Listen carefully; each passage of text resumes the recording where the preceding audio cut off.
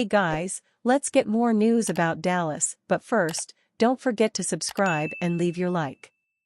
Will Jerry Jones get Philly's message? I think we can put to rest the idea that the NFC East is so competitive that the same team never wins the division in back-to-back years. While that statement is technically true for the last 20 years, Dallas Cowboys fans must come to grips with a larger reality. The Philadelphia Eagles own the NFC East.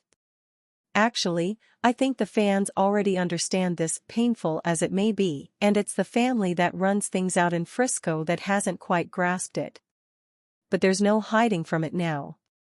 There is, in fact, a young team on the rise in this division, but that's clearly Washington, not Dallas, but the Eagles locked onto it with one of the most dominant Super Bowl performances we have ever witnessed Sunday night in a 40-22 victory over the previously unstoppable Kansas City Chiefs.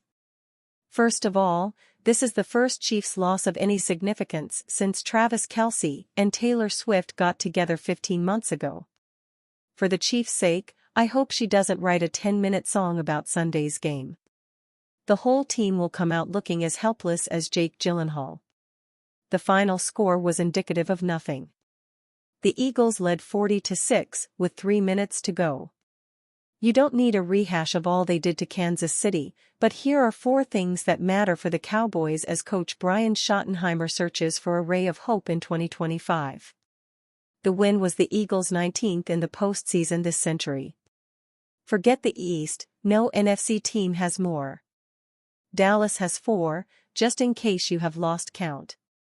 While the New York Giants have also won 2 Super Bowls this century to match the Eagles, they have won 1 playoff game since 2001 in any season other than those 2 that ended with a Lombardi Trophy. Those Super Bowls came from out of nowhere. The Eagles have now played in 3 of the last 8, and the 2 victories 7 years apart happened with different coaching staffs and almost entirely different rosters, even though Philadelphia went to the playoffs consistently while those changes were being made. This is an organization under owner Jeffrey Lurie and general manager Howie Roseman that understands how to draft, how to build and, occasionally, even, use free agency or the acquisition of expensive veterans, A.J. Brown, to its advantage. Can you handle worse news on this front?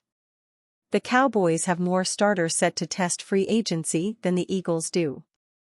Philadelphia could lose a key lineman on each side, guard Mekhi Becton, defensive end Josh Sweat, but also might find ways to retain them.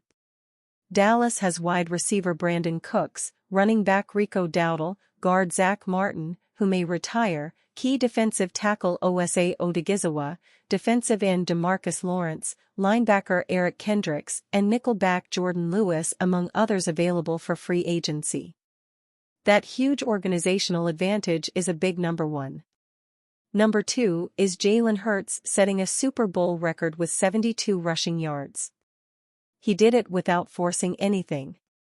That's more yards rushing than Dak Prescott had this season, and the mobility of the last 4 quarterbacks standing this season, Patrick Mahomes, Josh Allen, Jayden Daniels, and Hurts, is not a coincidence.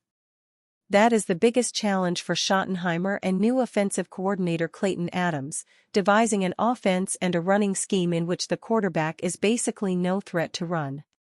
It's why Ben Johnson could have been a great hire after building the league's most productive offense in Detroit with a mobile, but highly efficient, Jared Goff at quarterback. But Jerry Jones, Arkansas Razorbacks, took too long in deciding Mike McCarthy's future to even get in on a Johnson interview. He took the Chicago Bears job. Number 3 is how clean the Eagles' offensive line kept Hurts Sunday. No sacks, despite all the blitzes defensive coordinator Steve Spagnuolo could concoct. The Eagles' offensive line lost Jason Kelce. It was hard to miss him on TV this season, and didn't really miss a beat, even on its famous tush-push. Number 4 is the 6 sacks Mahomes took Sunday. He had 42 dropbacks in the game and the Eagles never blitzed. Never. They don't have to after loading up with, among others, the best Georgia Bulldogs in recent drafts. They took Sweat out of Florida State in the 4th round this spring after winning their last Super Bowl. This is a far better Eagles defense than the one that beat the Patriots in that 41-33 Super Bowl shootout 7 years ago. And it's far younger, too.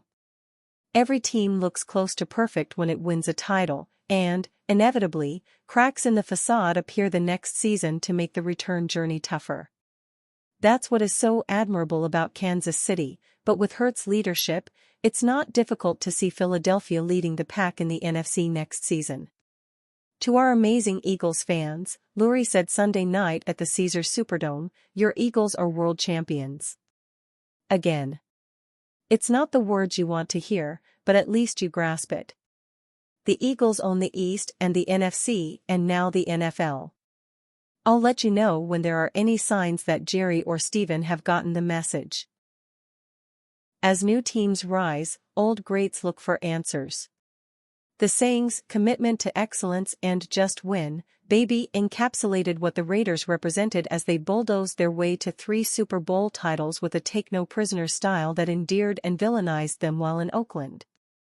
The Dallas Cowboys became the self-proclaimed America's team as they built one of the NFL's most successful and influential teams that owns 5 Vince Lombardi trophies and, similar to the Raiders, a swagger that has attracted them to a large segment of NFL fans while alienating others. And the Miami Dolphins, though without the national following of the other 2 teams, proved perfection could exist as the dominant team of the early 1970s that remained a top contender into the 80s. Derrick Henry to Micah Parsons, Jerry Jones got my number blocked. Derrick Henry was a guest on Micah Parsons' podcast during Super Bowl week. Eventually, with the help of the crowd, the conversation turned to Henry's free agency a year ago, where he signed with the Baltimore Ravens while the Dallas Cowboys didn't even kick the tires on the veteran running back. During a discussion about working out together during the offseason, Parsons complained that Henry didn't let him know about a change of location. When someone in the audience shouted that Henry should have called Jerry Jones to get Parsons's phone number, Henry was quick with a response saying, "Jerry got my number blocked. I couldn't even get it. I couldn't even call Jerry." This got a huge laugh from everyone in attendance. Parsons then explained why Henry and the Cowboys weren't meant to be. "I'm actually happy that you had the year. I was telling somebody last night, it was like, are you upset that Derrick Henry didn't come to Dallas?" Parsons said. "I said no, that's not how God works. He was exactly where he was supposed to be. Year 8, 9 of his career, still going for 1,800 yards, playoffs. He was exactly where he was supposed to be. I'm happy that he didn't get ruined by us." While this might not sound like something an owner would want a player saying about his team, it is in line with something Jerry Jones said in October about Henry. "In my mind, we're not playing very good football right now at all, and that's beyond whether or not we have Derrick Henry," Jones said Tuesday. "Derrick is having a career year. I don't know if he'd be having that career year in our situation, and that's really something you do have to look at. Because if he had not had as many carries as our running backs have had, then he certainly probably wouldn't have attained the level of impact he's had." So it sounds like Jones, Parsons, and Henry are all in agreement that it was best for Derrick Henry that he didn't sign in Dallas. It's probably not the kind of truth the fans in Dallas want to hear, but they should be used to that by now. And you, fan? What do you think of the situation of Derrick Henry? Leave your opinion in the comments.